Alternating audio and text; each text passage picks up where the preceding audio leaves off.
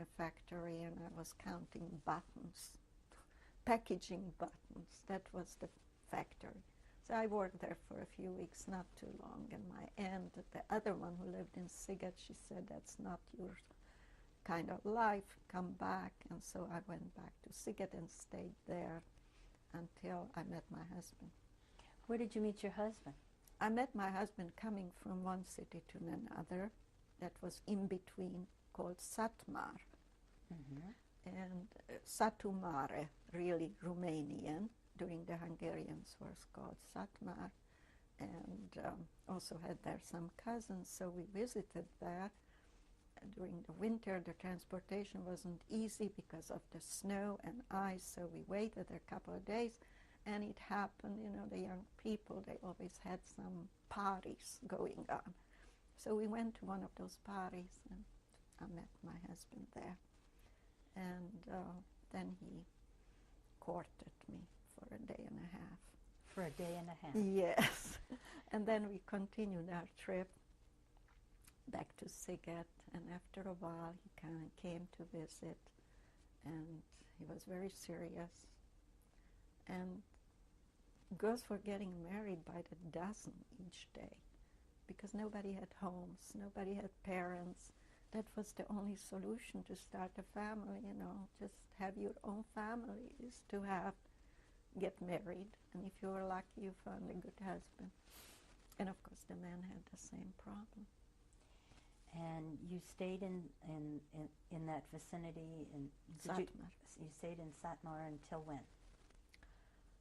Well, you were married married in Satmar, and that was in September of 1946. 46, September 22nd, and we were married together with my aunt. She got married on the same day together, and we lived there for a while. It wasn't bad life. Max was doing all kinds of business, and then I got pregnant and was trying to get out from the country because we knew that the communism is coming, I mean, it's there, and they won't let us go. So we, as Czech citizens, actually, because we were born in Czechoslovakia, tried to get visas from Romania to go to, as repatriate, that's what called, to go back from one homeland to another. So from Romania, went to Bucharest to get the papers to go back to Czechoslovakia. And my daughter came a little bit sooner than was expected, so she was born in Bucharest. And after a while, took us till Passover.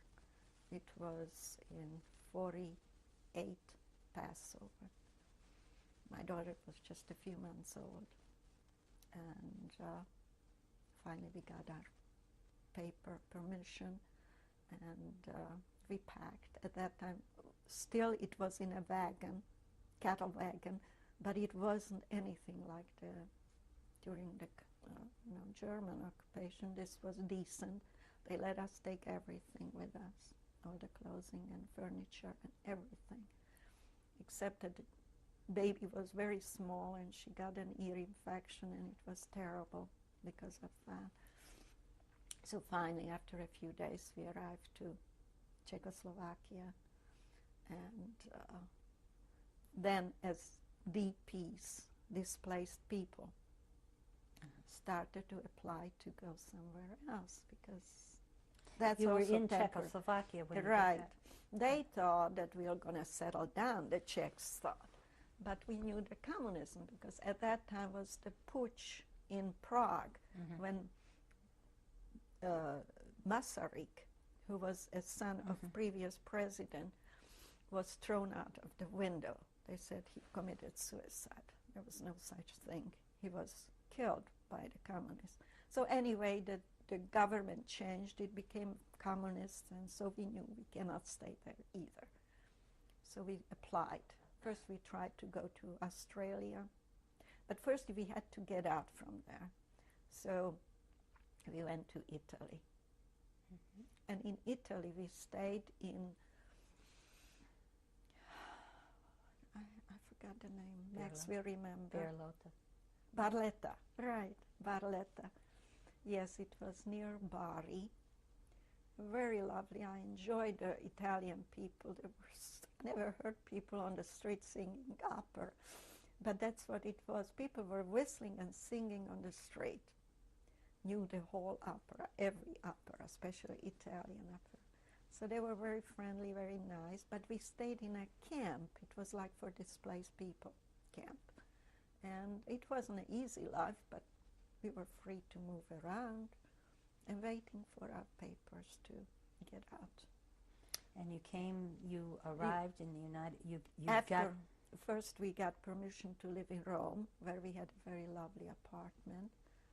And there we waited further for our paper, and this was in 1950. Then finally our paper arrived, and we got the permission to come to this country.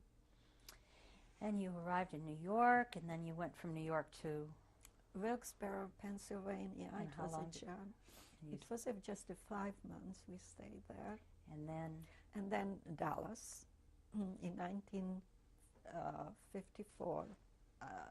No, I'm sorry, I have it confused. We came to 51 to Wilkes-Barre, and in 51 September we came here to Dallas, and we stayed here 51 till 54. And then 54, my husband got an offer in Corpus Christi, so we moved there, and we lived there 11 years. Then we had our second child, and after 11 years, our daughter got in that age that she needed college, and we didn't want her to be sent away, so we came here because of SMU. And so we lived here. He got a job, Max. And after 3 years, he sort of left the synagogue, but he stayed here. We stayed here. Good. Thank you very much, Lily. We have some pictures that we'd like to put on your tape, and then we'll conclude. Okay? Okay. All right. Thank you very much. Okay. Tell us who this is. This is my father, Shimon Korngrut. He was graduating from gymnasium. The year, I'm not sure. Must have been in the 20s. Okay, now we're going. Okay, that's my father as a young boy, uncle, brother, and that's my grandfather on my father's side. Do you have names? What's your uncle's name? I think it was Willie, and my grandfather's name was Henry. Okay. My grandfather, Henry. And next to him is Franja, his daughter. Next to her is an aunt who lived in Oradea, to whom I went after the concentration camp.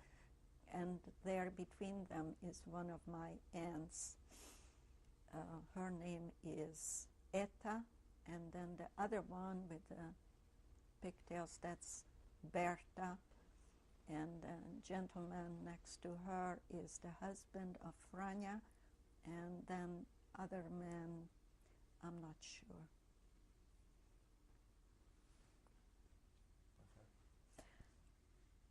Okay. That's my grandfather, my mother's parents, grandmother. She's holding a baby. Her name is Blanche. To her, She survived. she survived, yes. And your grandmother was also pregnant. At that time she was pregnant, and the childbirth, she died, but the baby survived. And the baby, who by now is a grandmother, she lives in California.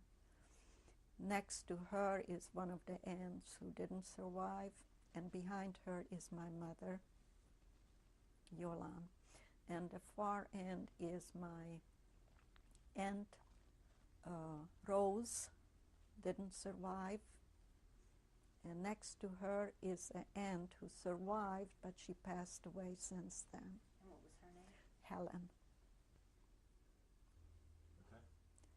The first person is Franja, that we saw previously in the other picture, an aunt who lived in Slovensko. Next to her are the little boy is one of the cousins, but I'm not sure his name, and those two are uncle and aunt of my father. And then that's my brother, and me sitting in my mother's lap. And the two people behind her were visiting from United States, but I don't know their name because they passed away before I grew up.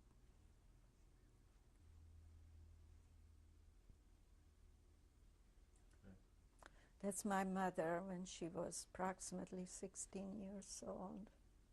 Hold on.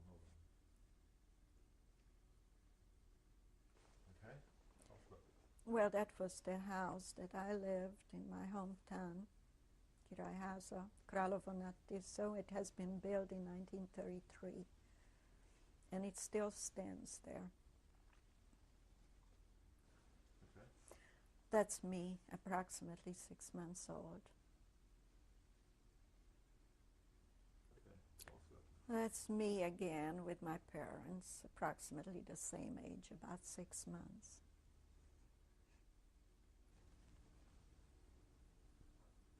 Okay.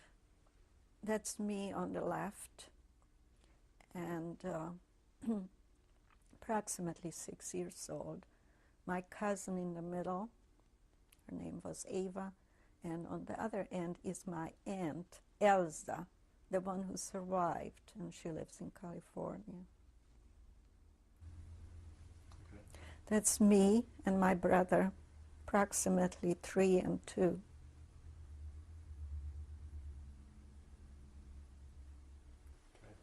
It's my parents, my brother, and I.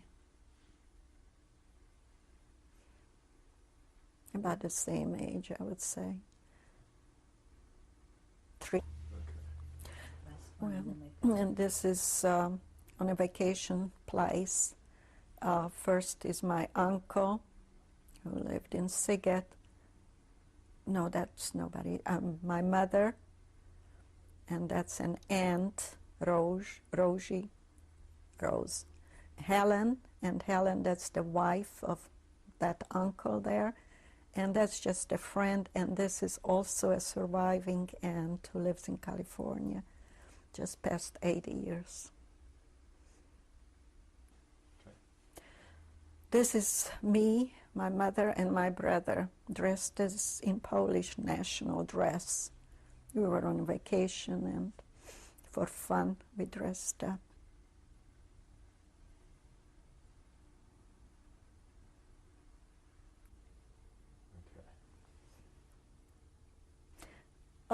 There is trying to point out the city where I was born, Královo nad Tisou, and then right under it, south of it, was Satmar, where we got married. And as a matter of fact, Szevlus is there to the left, west from Királyháza. That's where the ghetto was.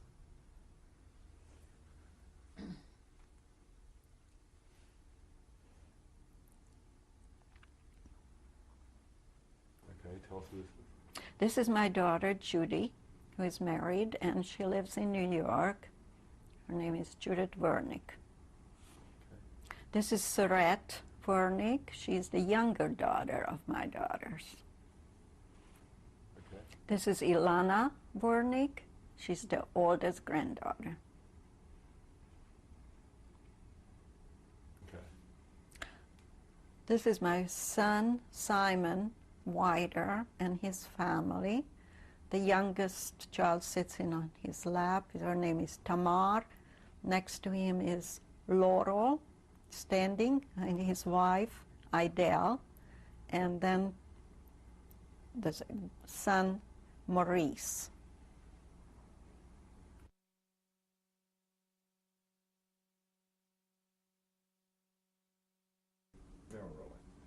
Lily, now that we've heard your story and seen your pictures, is there some final message that you would like to offer for future generations?